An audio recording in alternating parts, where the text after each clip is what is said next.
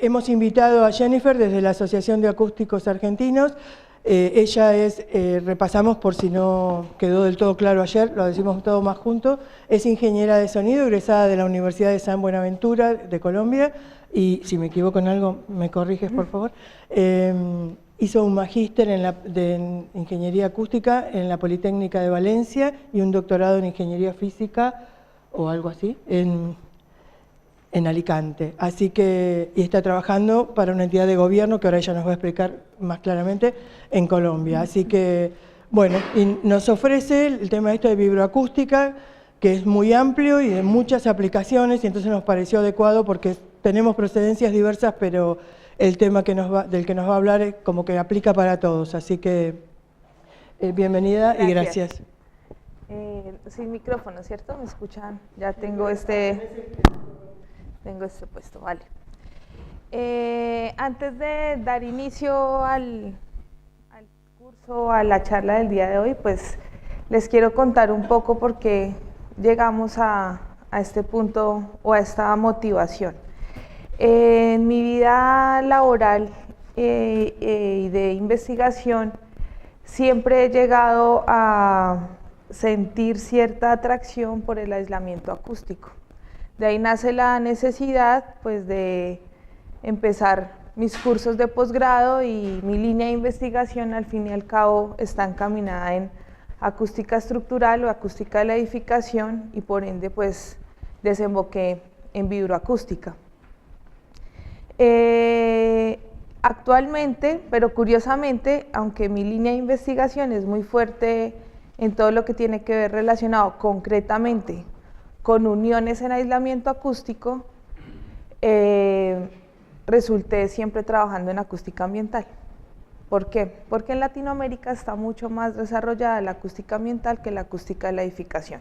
Ayer en algunas charlas que ya hemos tenido en los coffee breaks, pues el dolor de todos es que no existe un código de la edificación, no nos dicen más o menos cómo debería ser térmico y acústicamente hablando una edificación para que la misma esté protegida del ruido, porque está claro que el desarrollo urbano va a generar un aumento del ruido en todas las ciudades y más que para el 2022 se tiene previsto que casi el 70% de la población mundial viva en cascos urbanos. Entonces quiere decir que si no existe una protección en fachada, que es lo que generalmente se dice, aunque las medianeras y todo debe estar protegido, vamos a seguir teniendo problemas de ruido. Como les dije, pues yo he sido docente en la Universidad de San Buenaventura, ya hace bastante tiempo que no lo soy, porque me he ido he tenido la oportunidad de trabajar para el gobierno en Colombia, tanto en el ministerio como en otras, no sé, como autonómicas sería acá, no sé cómo se llaman, provincias. Y en concreto ahora estoy trabajando para el gobierno local de la ciudad de Bogotá. Allí sí tenemos un grupo concreto que trabaja control de ruido ambiental. Nosotros sí que tenemos una normativa ambiental y por ende pues tenemos la obligación desde el Estado de hacer control de ruido. Y eso desemboca en sanción ambiental. Nosotros también tenemos una ley nacional para hacer procesos sancionatorios ambientales en todo recurso hídrico, aire y pues obviamente ruido. Solo por terminar, el ruido está categorizado en Colombia solo como aire y eso ha sido un gran error de los legisladores porque aquí, bueno, yo hice un curso muy básico porque Nilda me dijo que había multidisciplinariedad, así que pues iremos muy bajo vamos a iniciar desde muy abajo, pero realmente el ruido se genera en un sólido, se propaga en el aire para que nosotros lo podamos percibir, pero el ruido siempre se genera en una estructura molecularmente hablando sólida, y los sólidos son realmente el génesis y el origen de todos los problemas de control de ruido y vibraciones que hay que hacer. Entonces cuando empezamos la línea de investigación en aislamiento, empiezas que el aire, que yo qué hago, que la impedancia y vuelves y dices, hey, momento, si no estudio los materiales, no voy a entender cómo ellos vibran, por eso cómo suenan las estructuras, cómo ellos se mueven a distintas frecuencias, a distintas velocidades, porque cuando estamos los acústicos en el aire es maravilloso, el aire es un medio no dispersivo. ¿Qué quiere decir que el aire sea un medio no dispersivo? Que todas las frecuencias viajan a la misma velocidad en una temperatura relativamente media. Pero en los sólidos no es igual. Cada frecuencia vibra y viaja de manera distinta. Y el ruido o la acústica o las ondas mecánicas de presión que bien viajan por el aire porque todas son longitudinales. En los sólidos son longitudinales, transversales, shear, y las que más nos interesan son las ondas de flexión porque son las que radian hacia el aire. Pero si la onda longitudinal encontró una esquina y cambió la dirección, se vuelve una onda de flexión y también va a radiar. O sea que cuando vienes al origen, que son las estructuras, en el caso concreto de edificación, pues realmente vas a hacer control de ruido porque estás haciendo desde el inicio una estructura que eficientemente no radie. Pero si estoy en acústica musical quiero todo lo contrario, quiero que sea más liviana, que vibre más, que tenga un material. Entonces realmente el origen, la fuente de emisión está en un sólido. Entonces digamos que nuestra charla de hoy va a estar alrededor de eso y de la interacción fluido-estructura. Esa imagen que ustedes ven ahí en la presentación no es más que el campo de radiación de una viga de hormigón de 1,20 de largo, de 8 centímetros por 8 centímetros de sección transversal, y es una de sus frecuencias de resonancia. Esa técnica de medición que ustedes ven ahí es holografía acústica de campo cercano. Nosotros hicimos una variación y estamos viendo el campo perpendicular. También voy a hablar de eso, de técnicas alternativas de medición, porque a diferencia de la vibración, de acústica ambiental o acústica de la edificación o del ruido en aire, que tienen normativas muy específicas y claras, en vibración no sucede lo mismo.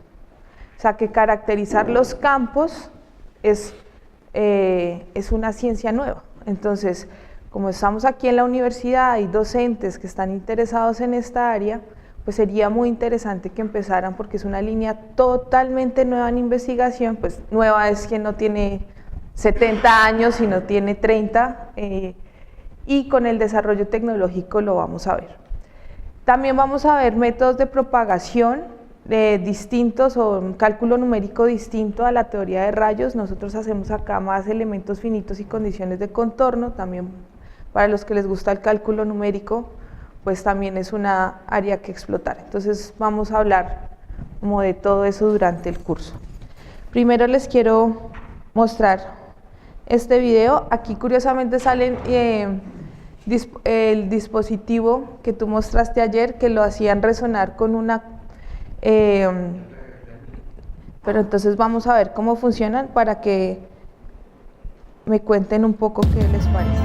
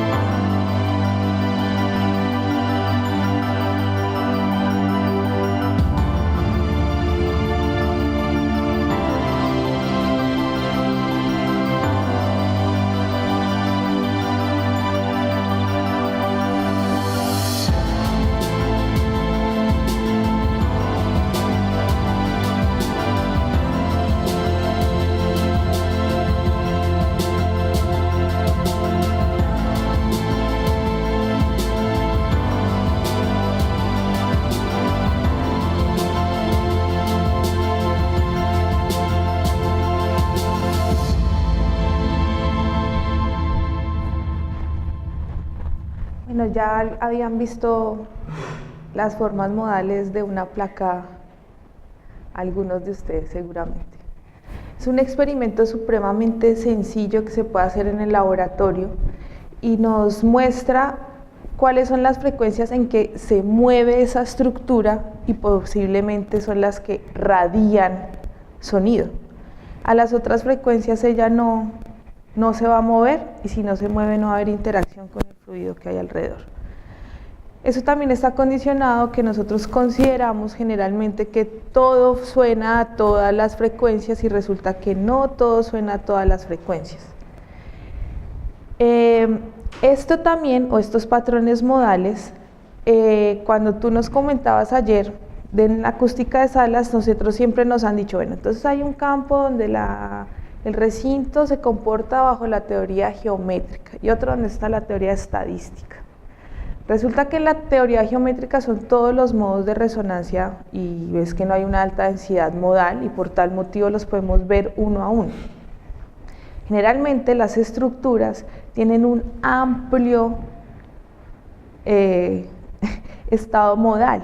Resulta que las normas que han hecho en vibraciones, por ejemplo, de edificaciones, están pensadas desde la estadística.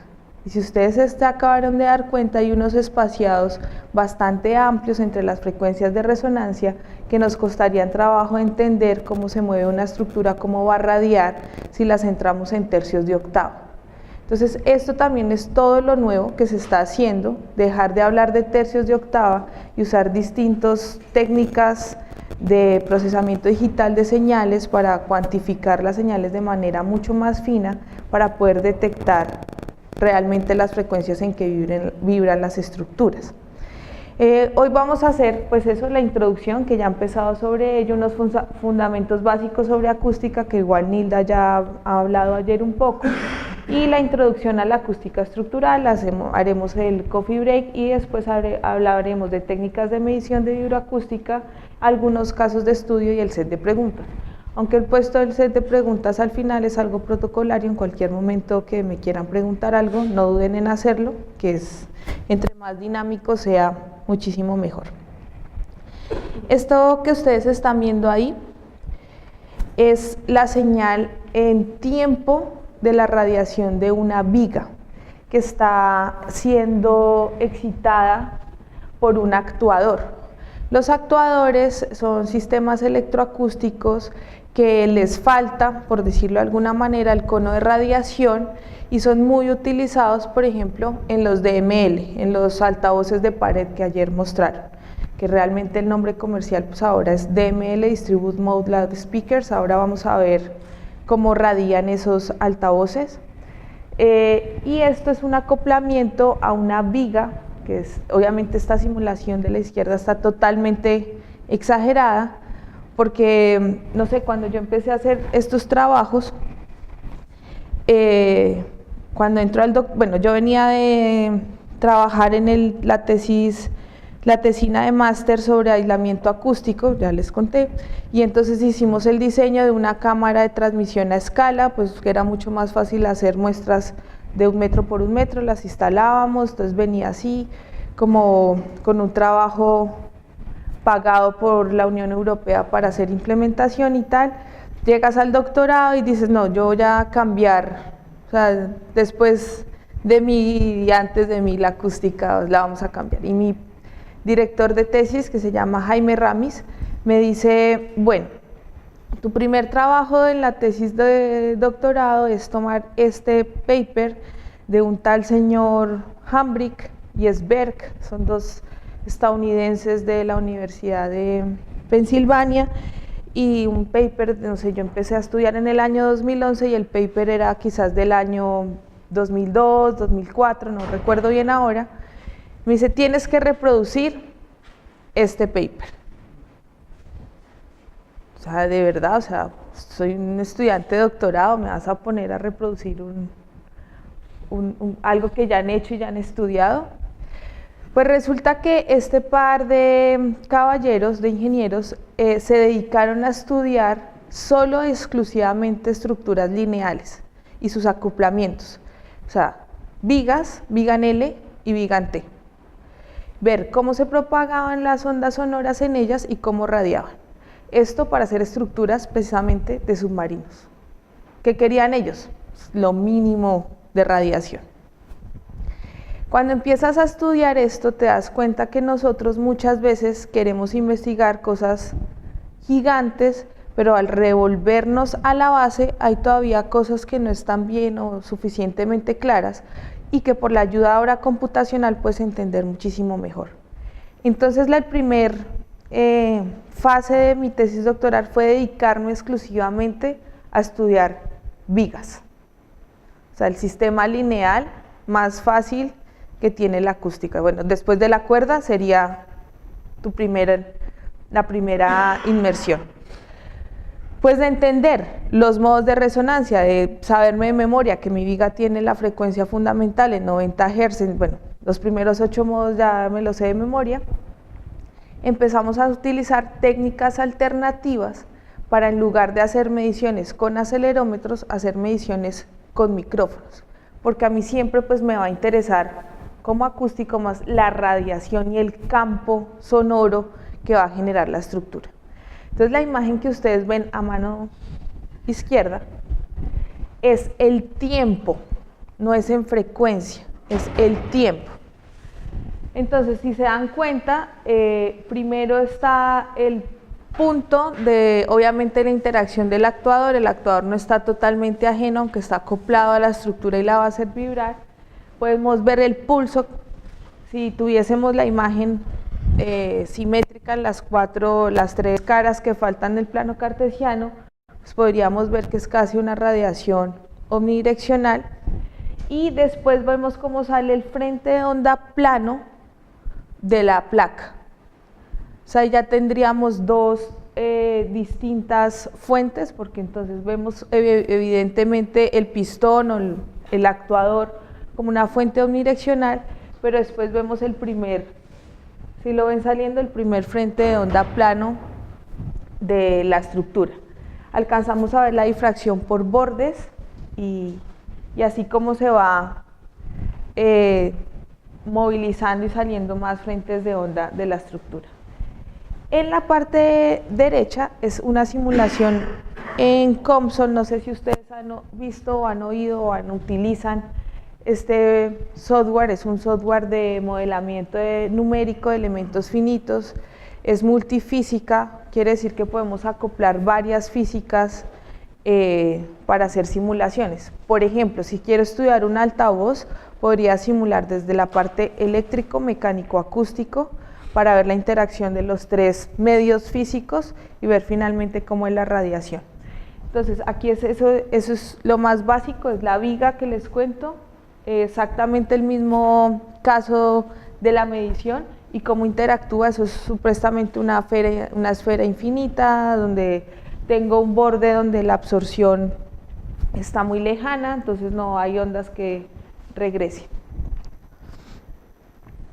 Entonces, los fundamentos de la acústica, nosotros estaríamos más que nada en la acústica física, o sea, los vibroacústicos estamos en ese lado, en la acústica física, y queremos y entendemos mucho a los mecánicos, son nuestros mejores aliados en este caso. Porque también me he dado cuenta que muchos acústicos modernos nacen de la telecomunicación. En el caso de la universidad que yo estudié en Valencia, ellos son dentro de la escuela de telecomunicación porque su fuerte es procesamiento digital de señales. Pero resulta que los mecánicos, que yo me siento más fina a los mecánicos, pues tenemos un poco más claro entre uniones de muelles y masas cómo es que se mueve una estructura. Ya que se vea bonito el procesamiento y todo eso, gracias a electrónicos y telecomunicadores por permitirnos ver las señales. Pero digamos que nosotros estaríamos perfectamente en esta línea, ubicados en esta línea, nos aplica toda la física mecánica clásica, no hay nada inventado, nosotros estamos en esa línea tal, y alimentaríamos entonces el costado derecho, que sería la arquitectónica, la mecánica y obviamente pues los sistemas electroacústicos porque los sistemas electroacústicos, aunque no lo crean, su principio de funcionamiento es mecánico, y un micrófono no es más que un sistema masa-resorte, un acelerómetro no es más que un sistema masa-resorte, y sí, la disolución, la acústica no es más que muchos sistemas masa-resorte. Entonces tenemos que la física básica es el movimiento ondulatorio, nos interesa saber la propagación en el medio, existe un amortiguamiento, tenemos dos estados clásicos, el transitorio y el estacionario. Eso nos genera unas frecuencias propias de resonancia y obviamente los modos de resonancia. La palabra resonancia es fundamental para nosotros. Fundamental resonancia, bueno, ahí está, ahí estamos. Todas las frecuencias de resonancia, como su nombre los dice, son las que interesan evaluar y las que interesan estudiar, porque son las que de alguna u otra manera van a interactuar con el medio. Las demás no es que no existan, sino que se propagan de manera distinta dentro del sólido y no alcanzan a transformar su energía en una radiación. Existe también una frecuencia crítica, ¿se acuerdan los que hemos estudiado aislamiento? No sé quiénes hemos estudiado aislamiento, me gustaría saber un poco o si no, pues para explicarles. ¿Sí?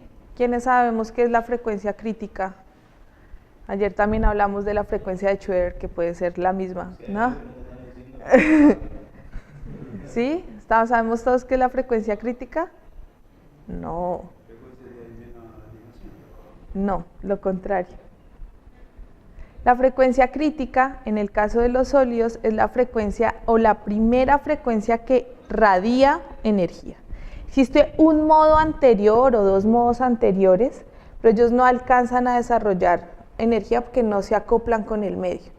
Mientras que la frecuencia crítica genera acoplamiento. ¿Por qué? Porque viaja exactamente a la misma velocidad que en el aire. Entonces es la de mayor radiación. O sea que esa frecuencia de mayor radiación de un tambor de X diámetro es donde más duro o más fuerte o mayor intensidad va a tener ese tambor, porque es justo en la que la onda viaja exactamente la misma velocidad en el sólido que en el aire.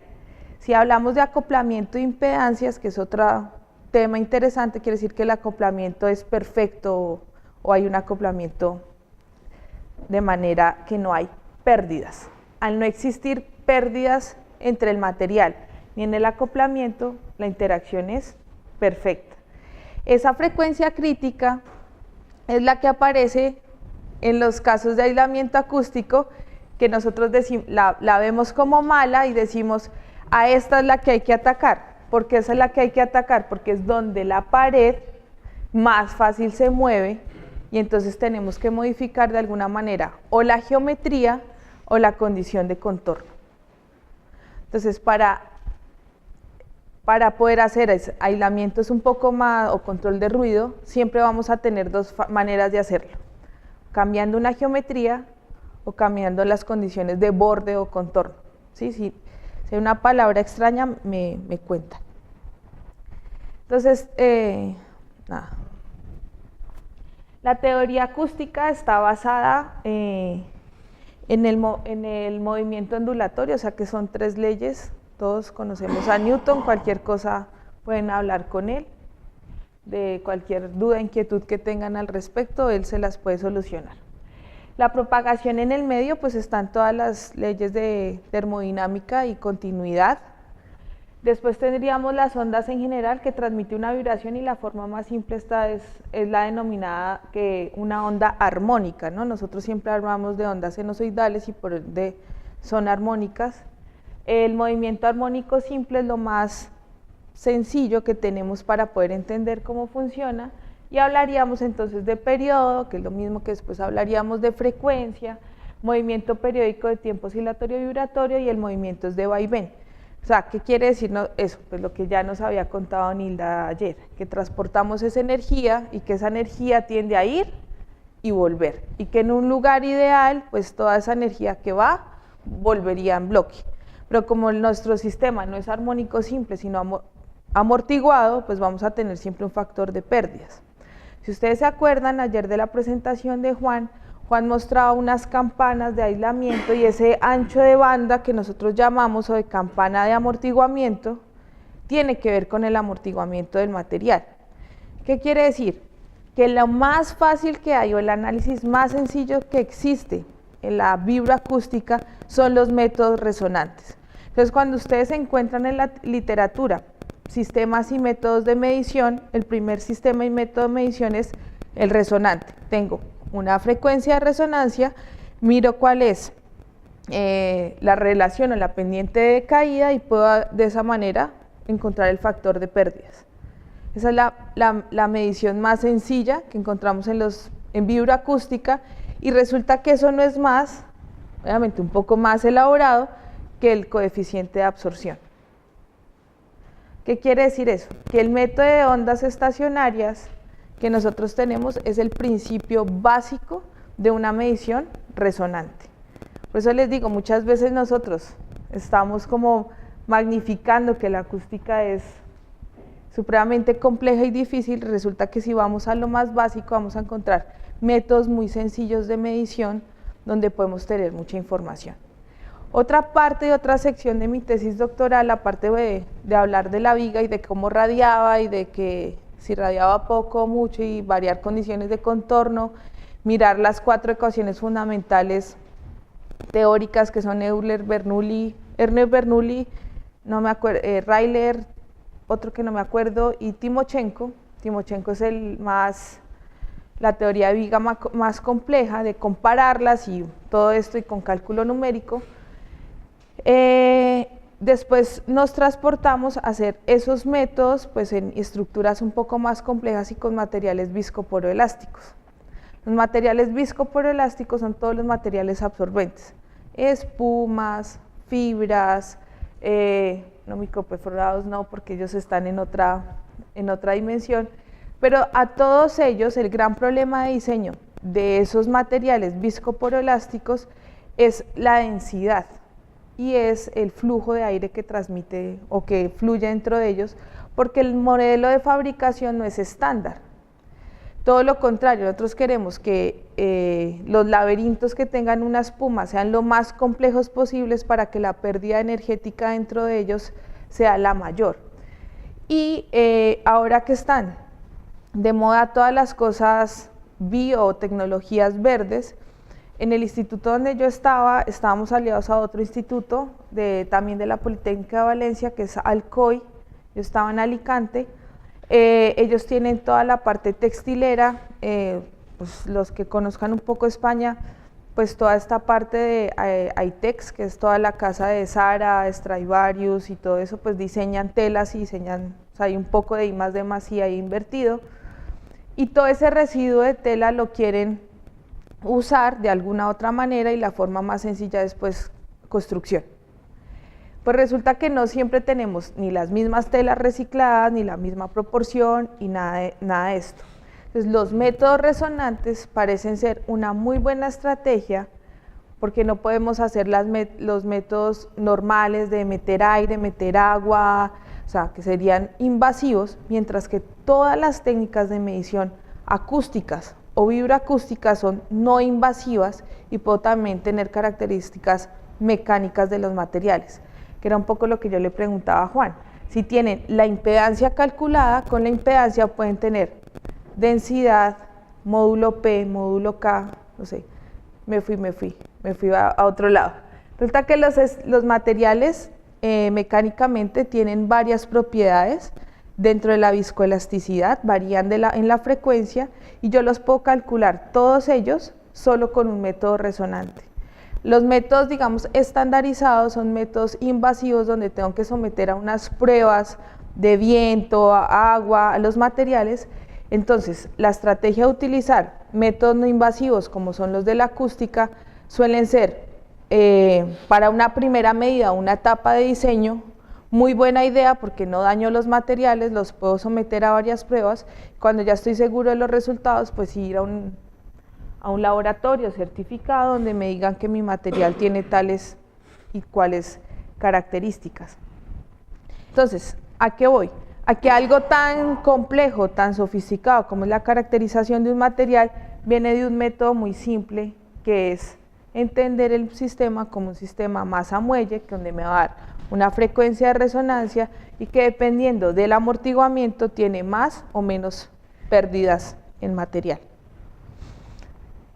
Entonces esto tampoco es nuevo para ustedes, es un oscilador armónico, puede ser simple, la solución es armónica, ¿cierto? Transportamos energía, siempre tenemos unas condiciones iniciales que después nosotros lo traduciremos como condiciones de contorno o borde, y aquí pues no, la velocidad en el tiempo es cero. Después tenemos los sistemas amortiguados, que ahí decimos, bueno, esto es un poco más real, los sistemas no tienen energía infinita, la energía es finita, dependen del medio, o sea que yo también necesito saber el medio de propagación para saber cuál es ese factor de pérdidas, y tienen un decremento logarítmico. Ayer lo que nos mostraba Federico, pues no era más que también una curva de decremento logarítmico, que es el tiempo de reverberación, que volvemos a lo mismo. Si se dan cuenta, son técnicas supremamente sofisticadas de medición, pero su origen es muy básico o muy simple de entender, que es el decremento logarítmico de un sistema amortiguado. Resulta que las estructuras por sí solas no se mueven. Nosotros venimos de un mundo donde pensamos en estática, ¿no? Supuestamente todos estamos rígidos, bueno, otra vez viene el famoso Newton a decirnos que hasta que alguien no nos mueva, pues yo no me voy a mover. Y resulta que pues obviamente todos los sistemas son forzados y amortiguados. ¿Qué quiere decir eso? Que para poder entender y para poder encontrar todos esos movimientos, pues tengo que mover la estructura. Obviamente nosotros tenemos condiciones controladas de esos movimientos cuando conocemos las señales. Los acústicos tenemos un pool de señales que son ruido rosa, ruido blanco, pulsos, para tener señales controladas. Resulta que ahora también tenemos señales más sofisticadas como son los barridos logarítmicos, los senoidales y las señales pseudoaleatorias como las señales MLS. Yo soy fan de las señales MLS porque considero a todos mis sistemas lineales. Es un error, lo sé. Ningún sistema es lineal, todo lo contrario, están llenos de no linealidades.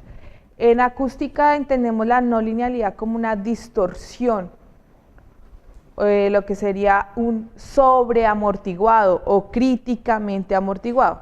Pero yo me quedé partiendo del hecho de que estamos en un sistema amortiguado y que siempre va a caer de manera logarítmica y que va a perder la energía.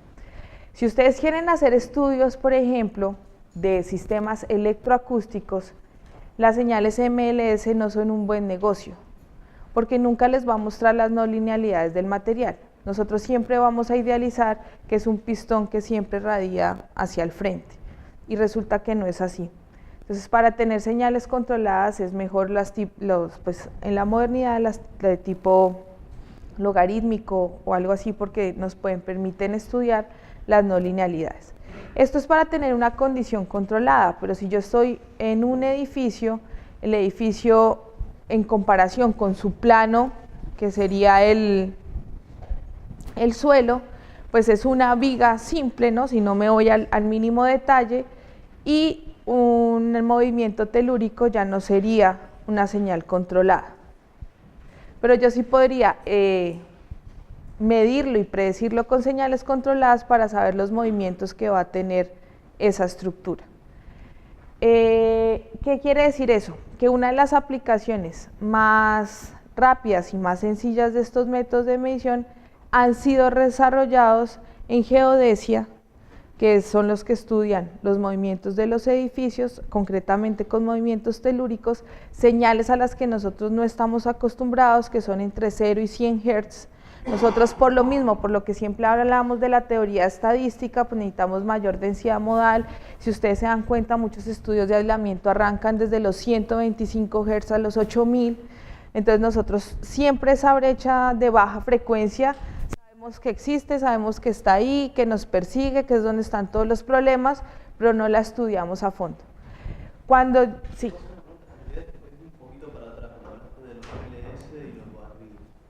¿por qué, si no es muy larga la explicación, no se complica, por qué la diferencia de sistemas lineales y no lineales, digamos? Correcto. Dijiste que con la MLS no podés estudiar los sistemas no lineales y con el SWAP sí. Porque la MLS, en principio, no le puedes hacer distorsión o no le puedes, bueno, voy a hablar más fácil. No le puedes dar tanta caña, no la puedes llegar al punto de saturación porque ella distorsiona. Y si ya tienes la señal distorsionada, como lo que haces convolución, comparas entrada con salida. Si ya la salida va distorsionada, cuando vas a caracterizar el sistema te da cualquier cosa. Mientras que las señales senoidales sí las puedes llegar a hacer distorsión porque ellas pues lo que generan son picos de distorsión armónicos porque son señales, no son ruidos sino son señales senoidales, entonces te agregan los armónicos de manera distinta. Correcto, detectar las no linealidades de la señal de entrada, por ejemplo. Mientras que en la MLS la dañarías. Entonces ella siempre está en el sistema en que ella no puede llegar a hacer distorsión. Quiere decir que el voltaje con la que la emites debe ser un voltaje controlado. Vale.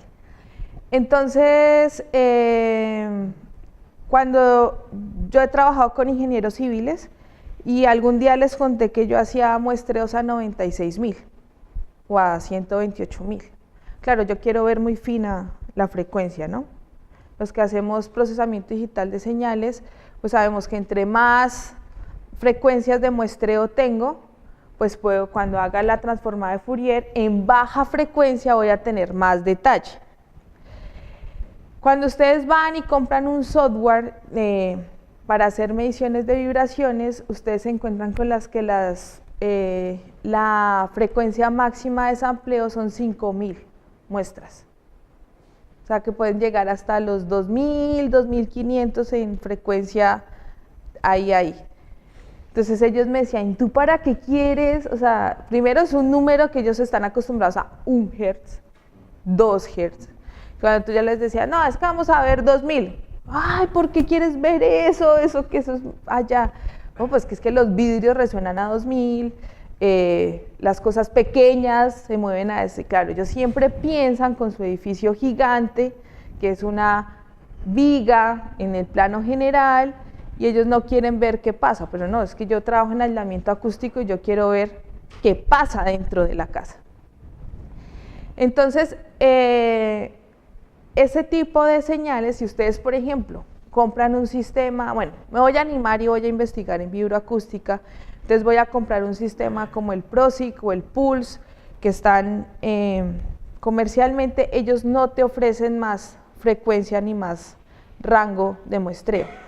La invitación también es a que nosotros desarrollemos de manera muy fácil nuestros mismos sistemas de caracterización, porque afortunadamente para los vibroacústicos no existen normas IEC tan estrictas que te dicen que el sistema de medición debe ser así o asá. Otra ventaja que tenemos es que pues no hacemos tercios de octava, entonces no necesitamos tanto las normas IEC, y lo que sí tiene obviamente norma es el sistema electroacústico, que serían los acelerómetros. Ellos pues sí tienen una norma pues para que funcionen y se calibren exactamente igual que un micrófono.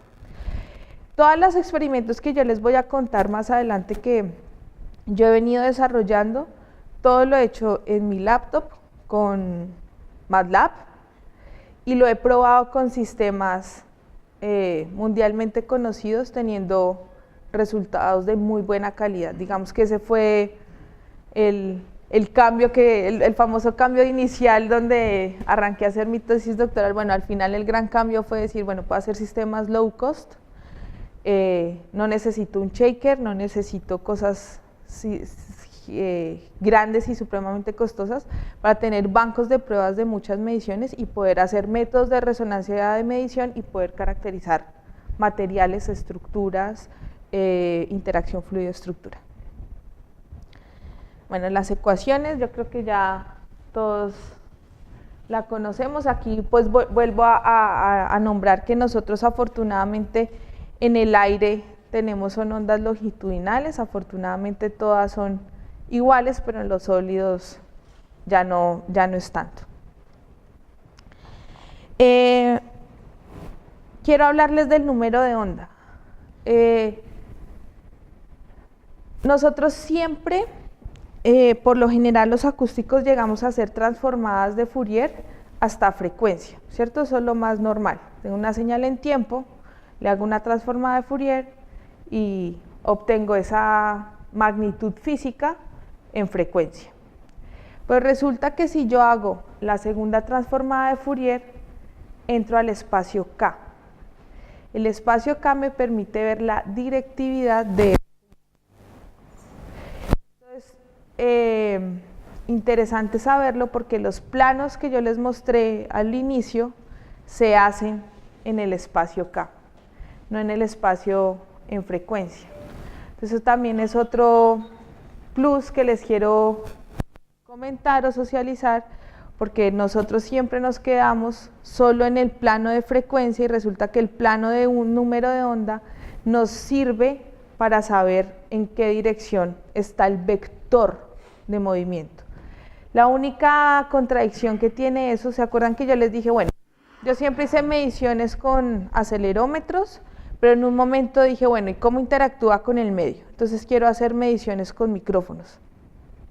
Pues resulta que yo también con micrófonos puedo llegar a hacer mediciones de vibración en el campo cercano, no en el campo lejano.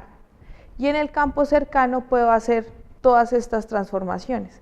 En acústica todo lo contrario, siempre nos dicen hágase en campo lejano porque allí en el campo lejano el campo es difuso y es estadístico. Y como toda la teoría acústica moderna es estadística, pues quédese allá en el campo lejano. Pero resulta que en el campo cercano están la fase, la impedancia y están todos los líos de la acústica que me permiten conocer la fuente. ¿Qué quiere decir? Es que yo en el campo cercano, en el campo reactivo, puedo tener muchísima información de la fuente y es un método no invasivo y donde puedo tener mucha información sobre la fuente. Eso es interesante también pues para los que son profes y para los que tienen ganas de investigar un poco más allá, nos intentemos probar cosas nuevas que realmente no son complejas, es una línea más en SmartLab y empezar a mirar qué gráficas me muestra y poderlas entender un poco, con mediciones muy sencillas. Nosotros por lo mismo, siempre hemos tenido miedo de medir cerca, de quién sabe qué cosa Dios me muestre con el micrófono y resulta que es que dentro de ese campo tenemos muchísima información de la fuente, mientras que en el campo lejano tenemos es del medio y de cómo se propaga, que son pues otras cosas interesantes, pero si nosotros queremos ver cómo suena y cómo se mueve la estructura, el campo ideal para medir es allí, en el reactivo. Como todos sabemos, las ondas sonoras tienen magnitudes comparables con todo lo que nos rodea. ¿Qué quiere decir eso? Que generan frecuencias potencialmente audibles. Y la baja frecuencia, aunque nosotros por lo general no las estudiamos, son las que hacen que el confort acústico en muchos lugares no sea del todo agradable. Porque como también sabemos, las frecuencias medias altas son las más fáciles de atenuar, pero las bajas y las medias ya no tanto. Entonces, nada, este rockero nos muestra que, no sé, que yo puedo medir unos 250 Hz o algo así. ¿Ah?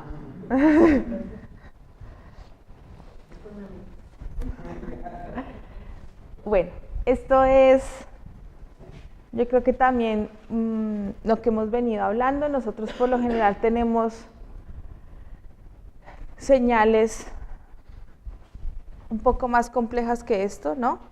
Si nos fuéramos lineales tendríamos 19.980 superposiciones de ondas y siempre trabajáramos entre los 20 Hz y los 20 kHz. Aquí no hay electrónicos, no, hoy no los veo. Ah, sí, ¿verdad? Todos son electrónicos.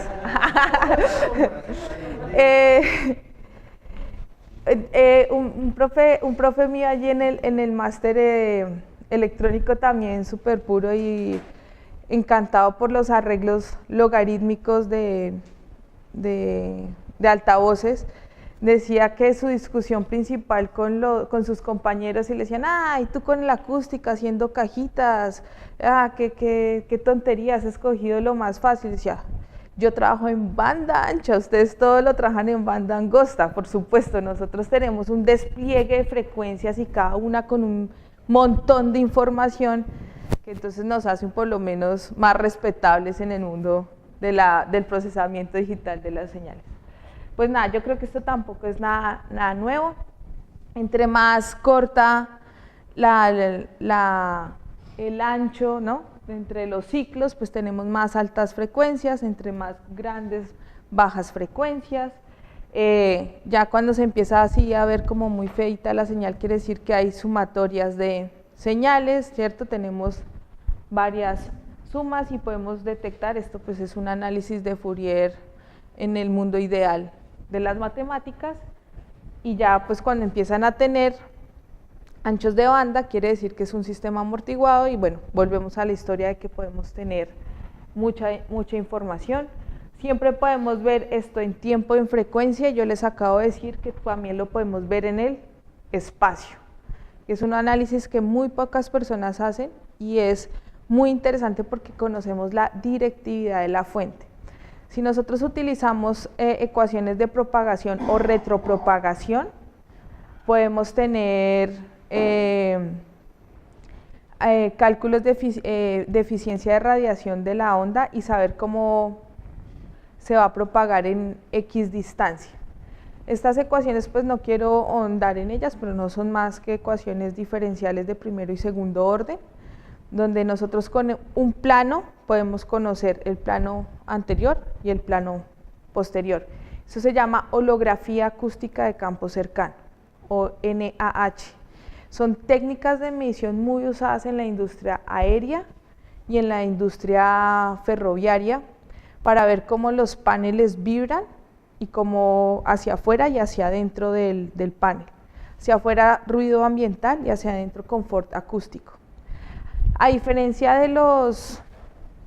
del aislamiento acústico de la edificación, volvemos, es una estructura estática, no se mueve, mientras que los aviones, obviamente los vehículos también, y los trenes van a unas velocidades que dependiendo de la velocidad y la interacción con el fluido, cambia la vibración del mismo. ¿Qué quiere decir eso? Que también hay técnicas de medición de la impedancia diferentes para ese tipo de materiales que las que normalmente conocemos como el tubo, pues en el tubo de ondas estacionarias, porque en él volvemos a creer que la estructura siempre está quieta, mientras que en los aviones, barcos, trenes, la estructura no está quieta, está en movimiento y eso cambia todas las condiciones de contorno.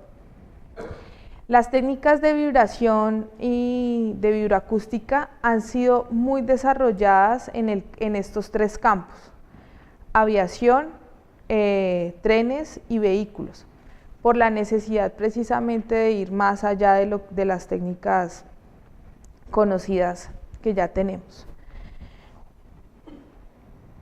Bueno, esto es la resonancia. La resonancia puede llegar a romper cosas, ¿no?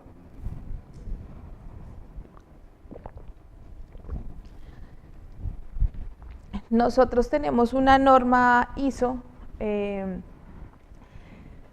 la cual indica el daño que puede generar la vibración en la estructura. Lo denomina en tres grandes fases: daño superficial, daño cosmético y daño estructural. Esa norma obviamente está no pensada en señales acústicas, porque las señales acústicas son débiles, no son de gran intensidad, pero sí, por ejemplo, para las que puede generar el viento y las que puede generar la estructura. Desconozco si ustedes en IRAM han trabajado estas normas para... Hay 3 normas sobre esos temas. Genial. Sí, no me acuerdo de memoria, pero 4078, no, 77. Tienen uno más. 77. Pero las vibraciones mecánicas en edificios y choques, daños con no me acuerdo el nombre de la zona. Es la 4866. Bien. Bueno, esas normas, los métodos de ensayo también son métodos muy antiguos y nos permitirían también tener un nicho de investigación allí, puesto que con métodos modernos y con procesamiento de señal mucho más avanzado podemos detectar de manera más temprana ese tipo de fisuras. Por ejemplo, hay técnicas con cámaras térmicas que nos permiten estudiar fisuras que ya tienen las estructuras y en eso pues mirar cambios de densidades y poder hacer estudios acústicos en esas zonas de posible desmejora de la calidad de la edificación por algunos movimientos que ha tenido la estructura. Eso lo digo también como en plan de futuras líneas de investigación. Bueno, pues la resonancia es un proceso para determinar las características dinámicas de un sistema en forma de frecuencias propias, formas modales y factores de amortiguamiento. Una forma modal es un patrón de deformación, que son todos los patrones que vimos al inicio en el video, que la estructura toma al vibrar en resonancia a una determinada frecuencia propia. Vuelvo a lo mismo, no funcionan en todo el rango de frecuencias. El amortiguamiento está relacionado con la capacidad interna de la estructura de disipar energía que recibe de una acción dinámica. El análisis modal puede tener dos aproximaciones, teórica analítica o numérica y experimental, mediante el análisis de señales. De aquí no he dicho nada nuevo, nada raro. Todos los que hemos estudiado el Kistler empezamos, ¿no? La cuerda, la placa y después sí llegamos a las 3 dimensiones. Pues ese es un ejercicio muy interesante de hacer porque entonces vamos, sistemas ecuaciones de 1 grado, de 2, y lineales, ¿no?